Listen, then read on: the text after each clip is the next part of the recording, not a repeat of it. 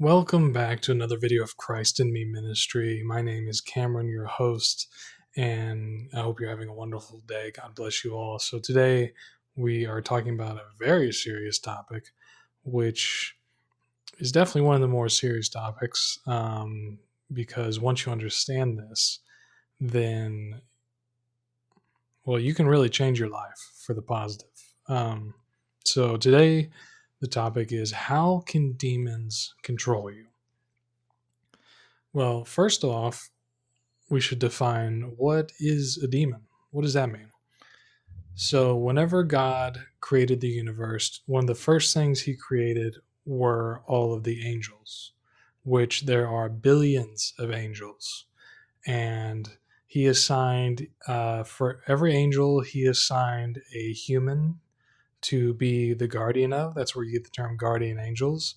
Now, a lot of the angels, obviously all the humans weren't born at once. So a lot of the angels, just kind of sit, do other stuff for God while they wait for their human to be born and then are assigned to them and do what they do. But that's kind of beside the point. So when all the angels were created, he gave them, just like the humans, free will to make a choice. They can either follow the will of God or not. So about 33% of all the angels that he created decided, no, I think I'm going to actually do my own thing, or I'm going to follow Satan, Lucifer, who was a seraphim, I believe, out of the nine choirs of angels. And he was like one of the most powerful ranks. And they decided, no, we're going to do our own thing, actually. Well, they made this decision basically the instant after they were created. Kind of like time was like stood still, while they made this decision. I believe. I don't know exactly how it went, obviously, but I know that all the angels were created in the same instant, billions of them, and 33% of them decide to go against the will of God using their free will decision to do that. And after that, they were cast down, stripped of most of their powers, and they became fallen angels. And another name for a fallen angel is a demon. So all the demons used to be angels. So, and now there's something hideous, basically. And I'm going to have to refer to my notes here. I have a lot of notes on this. So, where did the fallen angels go? The angels are obviously free to kind of interact with between the heavenly spiritual realm and earth, and the kind of mortal realm, if you will, the temporal realm. Whatever name you want to use for it. The demons, however, are confined and limited to. I don't have the exact biblical passage that it says this, but basically, they're limited to, their kingdom is the air. What does that mean? Well, anywhere there's air on earth, that's where they can go. That's where they can be. Um, so that means basically the lower atmosphere of Earth, way up in the sky, basically, where if you go a certain height, you get to space and there's no air there. So they can't go beyond that barrier. They're kind of confined to Earth, and the surface of the Earth. They can go in the water, anywhere that there's air. So you might say, hey, there's no air in the water. Well, H2O, O is oxygen. They can go in the water. So um, that is where they're confined. So basically, they can go anywhere you can go, essentially. Now, you might be asking, well, so if we go out in space, there'll be no demons? I don't. I think there probably still will be. I don't know exactly how that works, to tell you the truth, but based on some of the quotes in the Bible, I believe they're just limited to wherever there is oxygen. Now that this is just a funny aside, it's not really funny, but as an aside, if a spacecraft goes up into space, there's still going to be oxygen in the spacecraft. Therefore, there should be still demons. So wherever humans can go, basically, the demons will be able to go.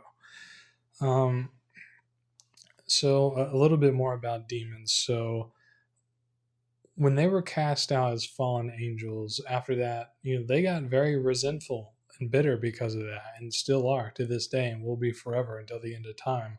Basically, they hate God. They know Jesus is King, but they despise humanity because God put humans above angels. He angels have more capabilities than humans. They're more intelligent. They're a lot of things more than humans, but humans are this kind of special physical spiritual hybrid. Um, and angels were created to protect them and assist humans. Not they're not servants of humans. That would be the wrong way to think of them. Each angel, and when I say angel, I kind of mean demons too, because demons are fallen angels. Each one is a unique species. Think about that. So, how there's humans, there's foxes, there's bears, there's cockroaches. All these are unique species. So each of the billions of angels and demons that exist, each one of them are a different unique species. So think about that. That'll make your head spin. um but what capabilities do these demons have? We know that they hate humans, they despise humanity because God loves them and they despise God. uh what can they do to us? What do they want to do to us? What is their motive? So, first of all, I should say that they cannot read your mind. So, they don't have that ability. Now, if you speak something aloud, they can hear that. They cannot read your mind, though. They don't have that ability. Now, if you I don't recommend this, do not do this, but if you're trying to communicate to them with your thoughts, kind of like telepathy, well, prayer, but telepathy is kind of another word for it, sci-fi word for it. In the same way, you might you know make a prayer to your guardian angel, or to Jesus, so they can read that. So don't do that toward them. I do not communicate with demons. It will only lead to bad things for you. Only bad things. Never will a good thing come from demons. Not one. So um, do pray to your guardian angel because they love you very much and they're always with you. They want to help you. But as far as demons go, they cannot read your mind. They can inject memories and images into your mind. They can do that. And they do that all the time. So when you have a bad memory, like let's say, you're a man, you see a beautiful lady, and you get a lustful thought. So that might not actually be coming from you. It might be, but that might be coming from a demon. Or let's say you are in traffic and you get cut off and they almost hit you. Yeah, and you think, I want to do something bad to this person. That thought may not actually be from you. That could be from a demon. Now you might be like, well, how do I know the difference? Well, it's kind of hard to know the difference. It's basically it may be impossible to know the difference at times. It's generally best to try to, whenever these kind of negative thoughts come up, just be like, nope, I don't want it. Get away from me. I don't want this thought, and try to start thinking about something good instead. That's kind of the best way to deal with that. But um so why would they do this? Why would the demon inject? Why would demons now? Also, I should say, it's not just going to be one demon that's attacking you. Usually, it's multiple at the same time. So there's that as well. So the demons like to bring in their demon buddies to assault you. It can be 1,000 demons, so it can be a large number as well. It just depends it's a case by case basis from person to person, and how sinful they are basically, and but not just how sinful, how susceptible they are, they might, if they're really holy and really righteous and a really good person, they might have, that gives the demons a lot of opportunity, or a lot of, not opportunity, I should say, a lot of motive to attack them because they're really good. They don't want them to be good. Because if you're good, you're probably, you've done the right things, you're going to go to heaven. They don't want that. They want the opposite of that. They want to drag you down to hell, is what they want. Because that's where they're going to go in the end. So they can't read your mind. They can inject thoughts and memories into your head. So one of the main reasons why they do this is so that way. So think about what happens whenever you have a negative thought. You typically feel a negative emotion. So you will feel negative. So they put bad thoughts into your head, bad images into your head. So that way you can feel emotions like anger, bitterness, doubt, fear, resentment, things like this, sadness, all of these bad emotions. Now, why would they want to make you feel these bad emotions? Not just to feel bad emotions, there's actually a deeper reasoning, cause and effect behind it. The reason they want you to feel these bad emotions is because whenever you feel these bad emotions, you are actually more susceptible to manipulation. So they can inject more thoughts and images into your head. And so whenever you're in this negative emotional state, you might actually believe these are my own thoughts and emotions, and you will act on those thoughts and emotions. Basically, they're trying to get you to act of your own free will, manipulated by your bad emotions, to do bad things. Now that can be basically, they want to destroy you, is what they want to do. Now, the kind of their ultimate goal, their ultimate motivation, and one way they do this is, okay, they're going to put like bad thoughts in images into your head. You feel these bad emotions, and then that they can actually trick your psychology to get you to think these bad thoughts on a loop. Now it's stuck in your head. How often does that happen? Where someone's done you wrong, like someone, let's say, I don't know, I'm trying to think of an example. Someone is really mad at the grocery store and curses you out. You're like, where did that come from? Well, you think about it on the drive home, and now it's like all you can think about. So it's like on a loop, right? You think about it over and over again, and later throughout the day, and maybe even the next day. And as a result of that, you feel negative emotions. Maybe a little scared, maybe angry.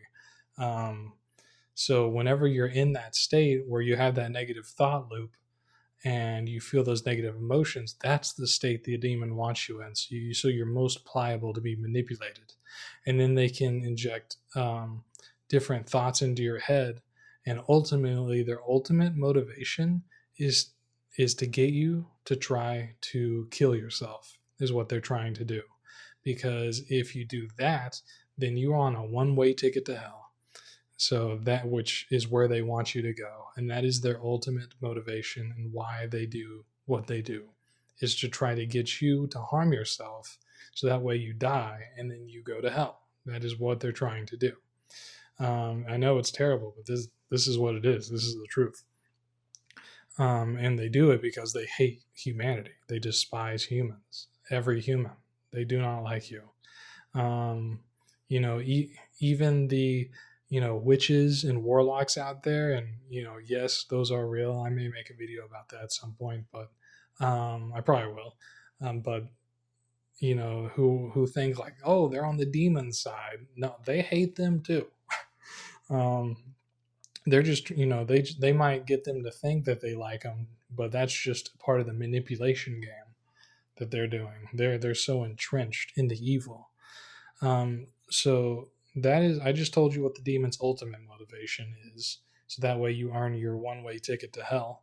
Um, so, and it starts with the, um, negative thoughts that lead to spiraling negative emotions that lead to spiraling negative actions that lead to self-harming and death, which, suicide is one of the worst things you can do. And the reason why it's one of the worst things you can do is because instead of living out your life and dying according to God's will, the great script of the universe that he has written for everyone, you are taking that into your own hands and sort of acting like a personal God and being like, no, God, you can't decide when I die. Actually, I'm going to do that. That's one of the reasons why he hates it so much, and why if you do that, you will go to hell. So don't do that. Do not do that. Whatever you do, if you're feeling on that level, call out and pray to Jesus to help you, because he will help you with that. Get, counseling, do something, talk to someone. I'm not an expert in that field. I'm just trying to explain to you the motivation of a demon, but I'm hoping none of you feel that on that level. But as far as just to tell you a little bit more about demons, so demons are way more intelligent than the smartest person who ever lived, because so the way they acquire knowledge is different than a human. So the way a human acquires knowledge is, they have to learn things kind of slowly and steadily over time, and then they get piece by piece of knowledge. Maybe some of it sticks, maybe most of it sticks, usually not all of it unless you have some sort of photographic memory or something. But it takes a long time to learn stuff for a human. For a demon, they can willfully think of, let's say, physics. Now they know everything about physics that there is to know in the entire universe. If they want to know something about psychology, human psychology, they suddenly, instantly know everything there is to know about human psychology. That is how their knowledge gaining works, and how an angel, same with an angel. So they can use all that knowledge, and they are, because of that, they are master tacticians. They work together with all this knowledge that they can instantly know to work against you. So they're way smarter than you. So you may be like, well, that's not fair. No, it's not fair. I know. So that's why you got to reach out to Jesus and ask him to help you with this, and he will. And you can defeat them. It is not an impossible thing. The power of Jesus is far greater, infinitely greater than these demons, than all the billions of demons. They're like nothing compared to Jesus, basically. They're like a moth to flame. They're nothing. So that's why you have to ask help for from your Lord, from Jesus, and he will help you. And if you do that, they are laughably easy to counter. Laughably easy. They're like nothing. So what else do I have here? So I'm not going to go into these in much great detail in this video, but demons have several abilities that they can use against you. So there's 4 main ones that you'll often hear if you research the Catholic exorcists, which I highly recommend. One being Father Dan Rehill, whom I love very much. But there are 4 main things that demons can use against you: demonic oppression, demonic obsession, demonic infestation, and demonic possession. So look those up on your own time, but those are kind of the 4 things that demons can use as tactics against you to do those things that I mentioned before. They can also physically manifest objects. So one example being is UFOs. So a UFO, aliens, they can physically manifest into an alien spacecraft. And you might be like, well, why would they do that? Well, that is so you are now focused on this weird, scary alien spaceship, which is going to put you in a certain negative emotional state. Rarely do people look at a UFO and think, oh, I'm so happy to see this. Usually it's like, whoa, I'm kind of scared. This is scary. Think about it. So you in all the stories around aliens, abductions and all this, all bad stuff. You never hear stories about, oh, the alien came down and he gave me $1 million and he cured all my diseases. No, never. You only hear bad stuff. So the whole alien thing is a demonic trick. They can use they have the ability to manifest these real like objects. Now you can even go, like, if they manifested a UFO right in front of you, you can touch it. It feels like metal or whatever. They can manipulate your senses like that. They can. What else do I have here? So they can't. So a demon can physically assault you. They can beat you up, but they cannot kill you. That is against God's law. So they can. Now, beating you up, that's pretty rare, but it is just one of the possible things they can do. Look up Padre Pio, this great saint. They beat him up a bunch because he was so holy, so righteous, a great man, because they hated him.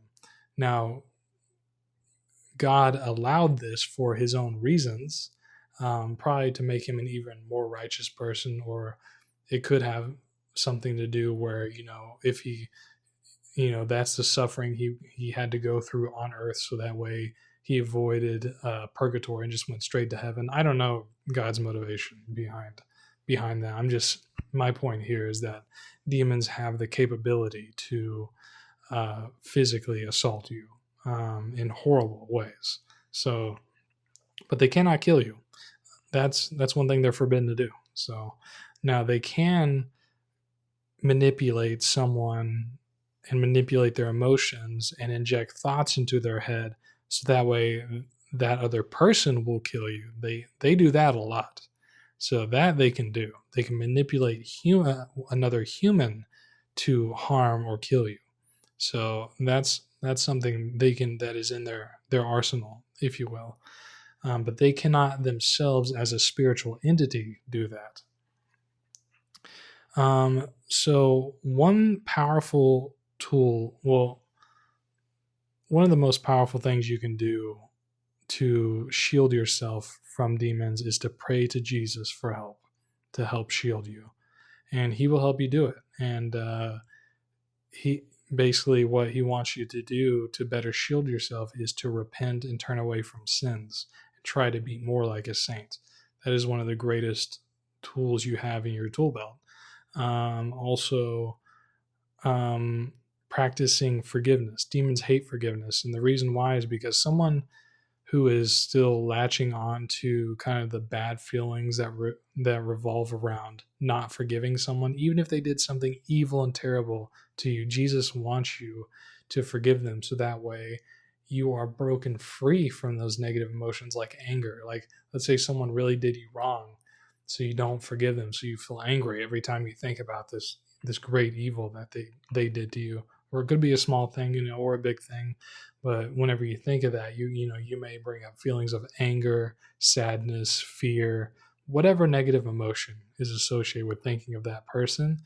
You need to learn to forgive them, because they are probably riddled with demons trying to assault them, which is what made them do whatever they did in the first place, which means that the demons are trying to drag them to hell. So it's really kind of a sad thing. You feel compassion for them, or you should, because they're being dragged down by these demons. I mean, and if they didn't have that, they would be a more righteous person. So, and when you forgive someone truly, what is forgiveness? Forgiveness is a willful decision to let go the evil that someone has done to you. A willful decision to say, I forgive them. Everything is good. You are forgiven. And if you make that willful decision, it might take a couple times. And so one thing it takes for certain is you have to ask for Jesus' help to forgive someone. So let's say someone beat you up, they're a bully. You say, Jesus, please help me forgive, John Doe for beating me up. I'm making the willful decision to forgive him. And like I said, it might take a couple tries because, the demons might have their hooks in you pretty hard. But eventually, Jesus will help tear out those demon hooks, and you will actually have true forgiveness for them. Now, how do you know when this is successful? How do you know when you've truly forgiven them? Well, God kind of lets you know this because whenever you go to think about that person and what they did to you, you no longer feel anger, resentment, bitterness, sadness, fearfulness, the negative emotions. No longer. You're just like, yeah, that happened. You're not going to forget it. You're just not going to be consumed by the negative emotions anymore. It's just going to be like, yeah, that thing happened. That's it. That's how you know you've forgiven them. And it is a peaceful feeling. Let me tell you, it's so gratifying. It's wonderful, and it's one of the things you must do in order to enter heaven, because otherwise, whenever you're straddled with these negative emotions, the fear, the anger, the doubt, even though they did you a terrible wrong, you still need to forgive them, because forgiveness is, God gave his son, Jesus, crucified on the cross, to forgive humanity for all their sins. It is the key to the gate to the kingdom of heaven. You need to forgive. I'm not saying it's easy. It's not easy. It takes time. It takes practice. It's a willful decision on your part to ask for Jesus' help and to willfully say, I forgive this person for doing me wrong. It is such a righteous act. And Jesus will be so proud of you. God will be so proud of you. And it is one more stair you will climb to the kingdom of heaven, to get to the kingdom of heaven. And what else do I have here? So, yeah, forgiveness is not something you can do overnight. It takes time, but it is one of the greatest weapons you can use to counteract the demons that are injecting you constantly, trying to inject your mind with negative thoughts, which in turn produce negative emotions, which in turn produce negative actions, which can lead to the most maximum you harming others or even yourself, which is what they want. So that is the capability of a demon, but they are limited. And if you ask Jesus for help, he will help you. And part of that help he's going to recommend, and you will know this by reading the Bible, is to practice forgiveness, which is something you must do in order to permanently ward yourself from the demons and their evil doings against you, because they want to destroy you. But forgiveness and asking Jesus for help, that is how you destroy them, because they can be destroyed. So I hope this information has been informative to you. If it helped, if it helped you at all, like this video, subscribe to the channel, share the video, whatever you got to do to help your other fellow humans in this world, because we're all in this together at the end of the day. So just keep that in mind. But thank you for watching another video with Christ in Me Ministry. And I hope you stick around for another video. Thanks for watching.